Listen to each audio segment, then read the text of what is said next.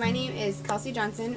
I am the coordinator for the Arboretum, and I have been with the Arboretum since October of 2016. Our community garden, the focus of our garden is to provide free fresh produce for all students. 99% of the produce does go to the students, so either through Knight's Pantry, which is located in Farrell Commons. We take produce there pretty much every day. How do you feel about the relocation of the garden? Initially, I was a little worried about it because the place in which the garden is currently has been there since 2009.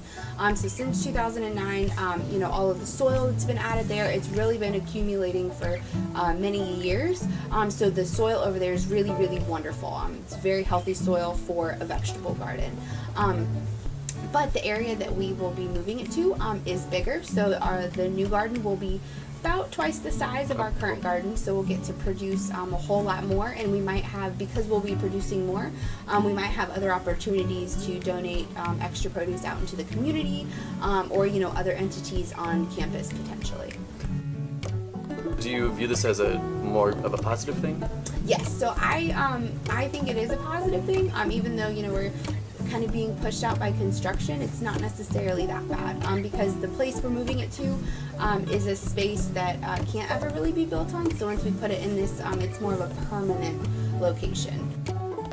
Along with the chill water plant that's currently there that's almost reached completion, they will be adding a cell tower to kind of, increase the amount of cell service that you can get on campus, increase the connectivity, I suppose.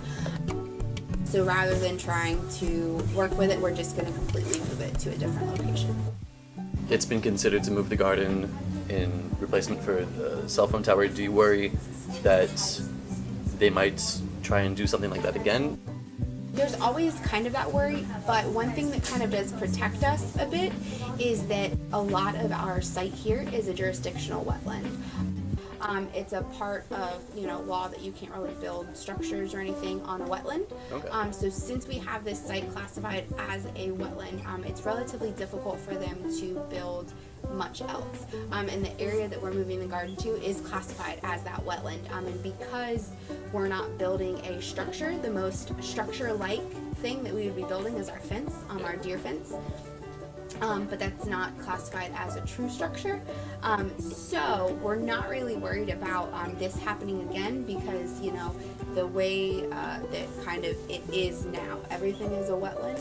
So there shouldn't be any building on it, kind of period.